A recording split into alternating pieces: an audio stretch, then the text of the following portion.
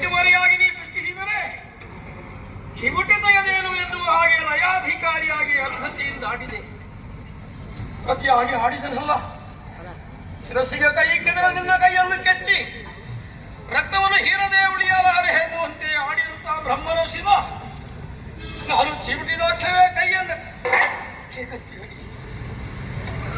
ನನ್ನ ದೇಹಸ್ಥವಾಗಿರುವಂತಹ ರಕ್ತವನ್ನು ಹಾಗೆ ಹೀರುವುದಕ್ಕೆ ತೊಡಗಿದೆ. ಅಯ್ಯೋ ವಿಧಿಯೇ, ಇಂತಹ ಸ್ಥಿತಿಯಾದರೂ ಈಗ ನನಗೆ ಯಾಕಾಗಿ ಬಂತು? ಲೋಕದಲ್ಲಿರಬಹುದಾದಂತಹ ಅಧಿಕಾರ ದೊಡ್ಡದು, ಹೊಣೆಗಾರಿಕೆ ಹೆಚ್ಚಿನದ್ದು, ಲೋಕವನ್ನು ಸಂಹಾರ ಮಾಡಬಹುದಾದಂತಹ ಯೋಗ್ಯತೆ ಉಂಟು, ಗಿರಿ ಕೈಲಾಸ ಉಂಟು, ಸತಿ ಪಾರ್ವತಿ ಇದ್ದಾರೆ, ಗಣಪಾದಿ ಸುತ್ತರಿದ್ದಾರೆ. ಎನ್ನುತ್ತವನೇ ಇದ್ದರೂ ಕಚ್ಚಿದ ತಲೆಯನ್ನು ಕೈ ಬಿಡಿಸುವುದಕ್ಕೆ ಯಾವನಿಗಾಗುವುದಿಲ್ಲವಲ್ಲ.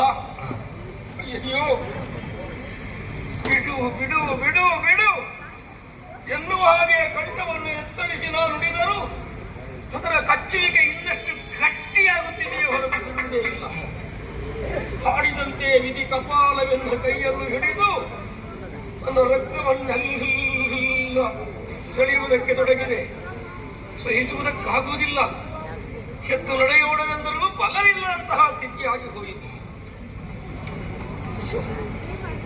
ಹೊತ್ತುಕೊಂಡು ಹೋಗಲೇ ಮತ್ತೆ ಕೈಲಾಸವನ್ನು ಸೇರುವುದಕ್ಕಾಗುತ್ತದೆಯೇ? ಎರಡೂ ಅಲ್ಲವಲ್ಲ.